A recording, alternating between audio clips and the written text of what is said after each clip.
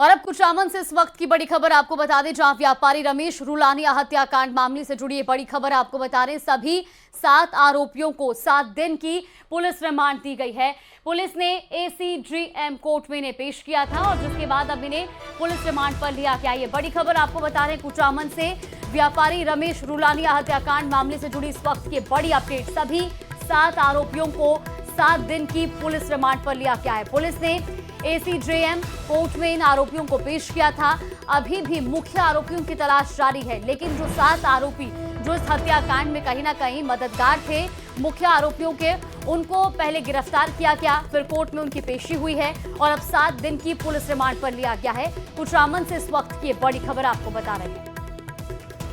तो पुलिस ने ACGM court में इनको पेश किया था, जिसके बाद सभी 7 आरोपियों को 7 दिन की पुलिस रिमांड पर लिया गया है। इस वक्त की ये बड़ी खबर आपको बता रहे हैं।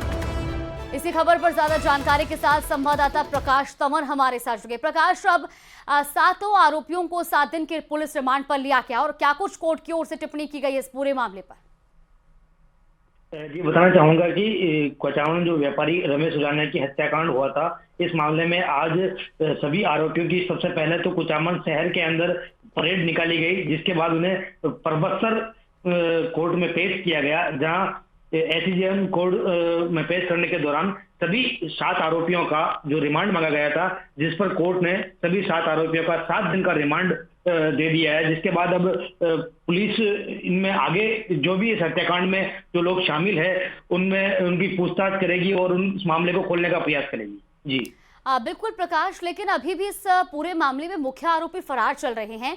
अब क्योंकि 7 दिन की रिमांड इन आरोपियों की मिली है, तो अब मुख्य आरोपियों तक पहुंचना भी आसान होगा, पूछताछ में खुलासे भी हो सकते हैं।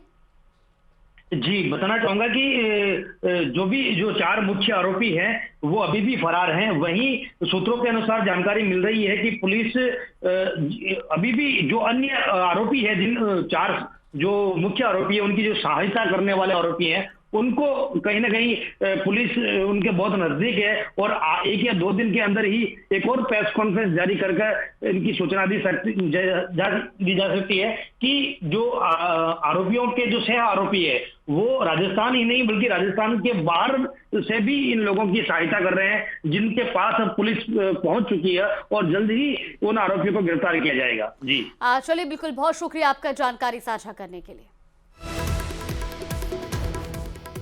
तो हनी ट्रैप की जाल में फंसकर वो पाकिस्तान का वफादार बन गया, देश से गद्दारी करने लगा, लेकिन विशेष निगरानी के दौरान उसकी हरकतों का खुलासा हुआ, जिसको जयपुर कोर्ट में पेशी के बाद 3 दिन के रिमांड पर भेजा गया है। ये रिपोर्ट देखिए।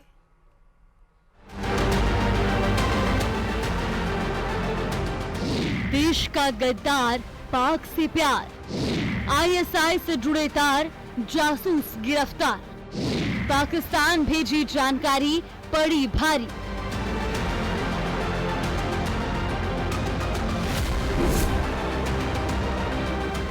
देश के गद्दार पर एक्शन जारी है।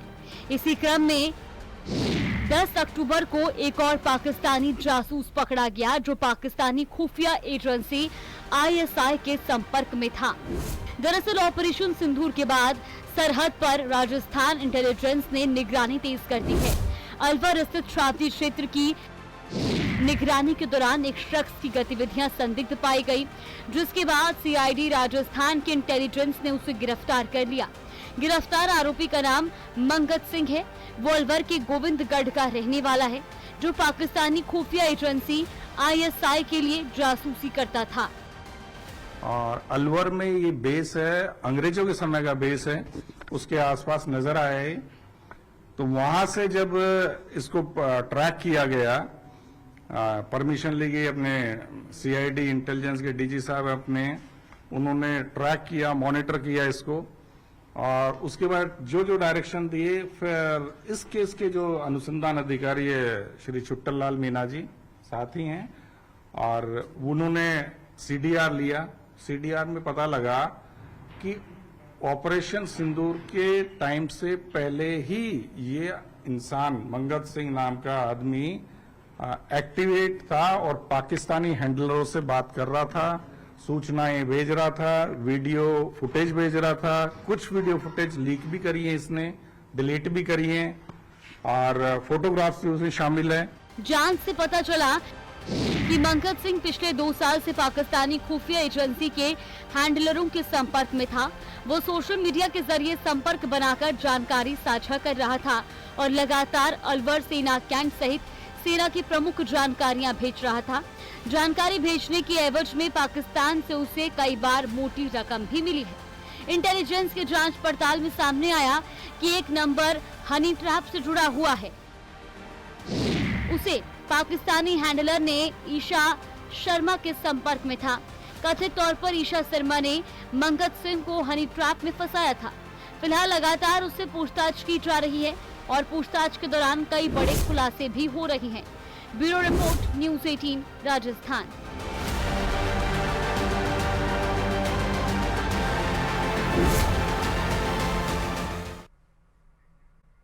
हनुमानगढ़ से बड़ी खबर सामने आ रही है, जहां भादरा में किसानों पर लाठीचार्ज करने का मामला सामने आया है। पुलिस ने मामले में आपको बताते हैं कि कार्रवाई की है। पुलिस अधीक्षक ने इस पूरे मामले में कार्रवाई करते हुए घटना को लेकर 3 कार्मिकों पर गाज भी गिरी है। 2 हवलदार निलंबित किए गए हैं। एक एएसआई लाइन हासिल किया गया है। कल डीएपी के लिए खड़े किसानों पर लाठीचार्ज हुआ था और अब ये बड़ा एक्शन लिया गया है। हनुमानगढ़ से ये बड़ी खबर आपको बता रहे, 2 हवलदार निलंबित किए गए हैं। एक एएसआई को लाइन हासिल किया गया है। तो भादरा में किसानों पर लाठीचार्ज का ये पूरा मामला आपको बता रहे हैं। दरअसल इस पूरे मामले में पुलिस अधीक्षक ने कार्रवाई की है, एक्शन लिया गया है। घटना को लेकर 3 कार्मिकों पर गाज गिरी है। बीते दिन डीएपी खाद के लिए लाइन में खड़े किसानों पर लाठीचार्ज किया गया था और इस मामले में 2 हवलदारों को निलंबित किया गया है। एक एएसआई को भी लाइन हासिल किया गया है। राजू, ये बड़ा एक्शन लिया गया है पुलिस अधिकारियों की ओर से और फिलहाल इस पूरे मामले में ताजा अपडेट आपके पास। जी बिल्कुल, कल जिस तरह से डीएपी खाद लेने के लिए जो किसान लाइन पे लगे हुए थे उन पे लाठीचार्ज हुआ था, तो उसके बाद से कल पुलिस अधीक्षक, जिला कलेक्टर और अन्य आला अधिकारी भादरा पहुंचे थे। इन्होंने किसानों से बातचीत की थी और उसके बाद आज चेतराम जो एएसआई हैं भादरा थाना के, कल ये कार्यरत थाना अधिकारी थे, इनको एसपी द्वारा लाइन हाजिर किया गया है। एक आरएसी जवान आरएसी के हेड कांस्टेबल है सत्यवान और भादरा थाने के हेड कांस्टेबल है सुमेर सिंह, इनको निलंबित किया गया। और पुलिस अधीक्षक हरिशंकर का ये कहना है कि इस मामले की जांच जो है नौहर एडिशनल एसपी को दी गई है और फिलहाल जो है माहौल पूरी तरह से शांत है और भविष्य में जब डीएपी वितरण होगा तो किसी तरह की अव्यवस्था नहीं होने दी जाएगी। जी बिल्कुल राजू, लेकिन कल इस पूरे मामले के पेश आने के बाद किसानों में भी नाराजगी थी।